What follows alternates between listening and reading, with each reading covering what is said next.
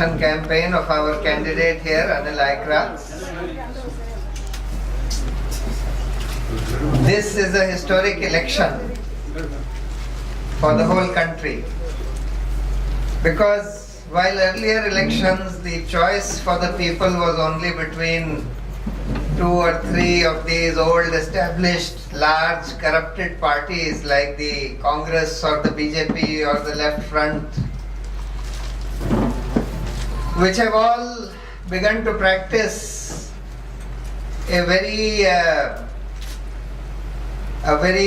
bad kind of politics, which is based on either money power, muscle power, or divisive caste communal considerations. For the first time, the people of this country have the choice of a very different kind of political party.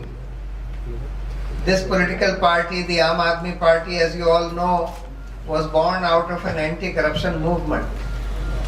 We did not want to set up a political party. We were forced to do it. We didn't want to enter electoral politics. We only wanted to bring about an independent Lokpal so that corruption could be seriously tackled in this country, because corruption had become such a huge problem. It was not only draining the resources and the money of which belonged to the people, which should have been used for the development of the people. It was also deflecting public policies away from public interest, and policies were being made for the commercial interest of large corporations who had, through this corruption, become so powerful that they had come to sit over the entire establishment, and these political parties had become their puppets. And they were thus posing a very serious threat to democracy. It was to deal with this corruption that we started this movement called the Jan Lokpal movement, that there should be an independent corruption investigative agency which can independently investigate and prosecute corrupt public servants, corrupt corporates, etc. We thought that if lakhs and crores of people come out on the streets in support of this Jan Lokpal bill, the government and parliament would be forced to bring that bill. But unfortunately that did not happen. And it did not happen because those who were in control of parliament and the government, those political parties who were controlling parliament, they thought that no honest political party can defeat them in elections. They thought that the choice before the people will always be between these mainstream corrupted political parties, who ultimately, all of them, follow virtually the same policies. And they are all, as I said, they have become the puppets of their corporate masters like Ambani's, Adani's, Tata's, Jindal's, etc. When we saw that it is because of this arrogance of these political parties, their belief that no honest party can challenge them in electoral politics, that they are unwilling to change the system in response to overwhelming support from the people. Every opinion poll was showing that 80% people wanted the Jan Lokpal bill, yet it was not brought. What we have got instead, which all these political parties agreed to, is a very, very pathetic law called the Lokpal Act, which is very far removed from our Jan Lokpal bill. This Lokpal which the government has brought does not even have its own investigative agency, and it has to rely upon government controlled investigative agencies. The appointment and selection of the Lokpal is also essentially in the hands of the political class, mainly in the hands of the government. So we were forced to bite the bullet and decide, all right, if the systems in this country, and this was not the only thing that needed to be changed in this country, we discovered that there was a far more serious problem with the political system of the country, with the entire democratic system of the country. We realize that our democracy is confined to giving us a right to vote once in 5 years to select our representatives. And for the next 5 years, those whom we select sit on our chest and rule over the people, not by taking their consent for what they do, for the policies that they make, for the decisions that they take, but by taking bribes from these corporations and making policies in their interest, taking decisions in their interest and away from public interest.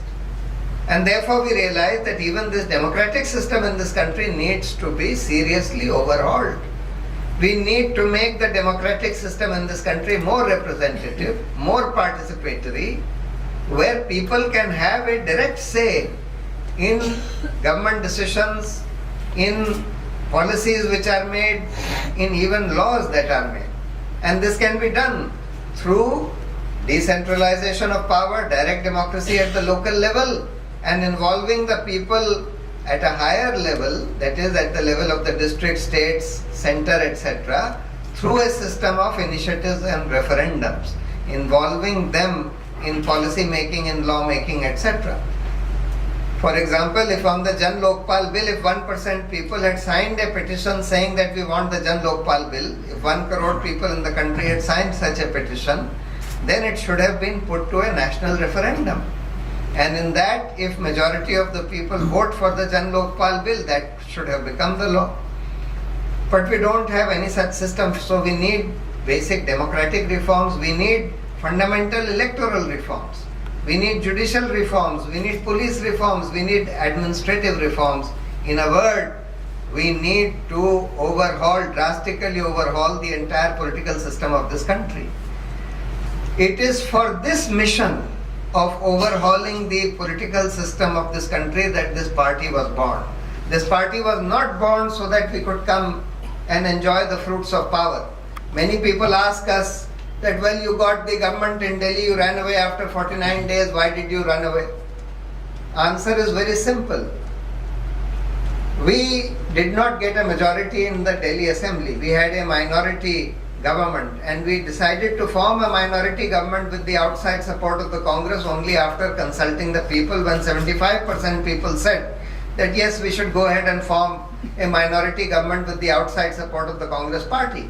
But even while forming that government, we made it clear that we are not willing to accept any conditions of the Congress party, that we will faithfully implement our agenda and our manifesto, and the day that we are stopped from doing so, we will resign from the government. Because we were not getting into government for the sake of the perks of office, for the sake of power itself. We were getting into the government to change the system. And the very first item in our manifesto was the Jan Lokpal bill. So the day the Congress party stopped us, Congress and the BJP got together to stop us from even tabling the Jan Lokpal bill, we had no other option but to resign. To stay on and stick on to office in those circumstances would have meant that we are now just clinging on to office, clinging on to power, even when our objective cannot be served. Our objective was to change the system. So that is why we decided to resign. Some people ask us, you don't know governance, you have no policies, you have no ideology, etc. This is another charge which is leveled at us. It is true that we are a new political party. It is also true that we lack many kinds of experience. But when we are asked, what is your ideology? What are your policies? Our answer is very simple. Our ideology is neither left nor right nor center. Our ideology is commitment to the needs of the common people of this country. Our policies are those policies which, after consultation with experts as well as the people, we feel will benefit the common people of this country. Now we have these political parties, the Congress and the BJP, they get somebody to write their manifesto. Nobody in their party reads their manifesto. If at the end of 5 years you compare what they said in their manifesto and what they did in their 5 years of office, you find that there is no similarity whatsoever. Because eventually all policies, all decisions come to be taken on the basis of corrupt considerations, on the basis of bribes that they receive from these large political parties, from these large corporations. So therefore there is no meaning in setting out your manifesto or policies if you are going to be corrupt. And that is what Arvind Kejriwal keeps saying, that yes, we don't have experience. Yes, we have not been in government for long, but at least our intentions are honest, and we will honestly try and see what policies are best for the people and honestly try and implement those policies after consulting experts, after consulting the people, etc.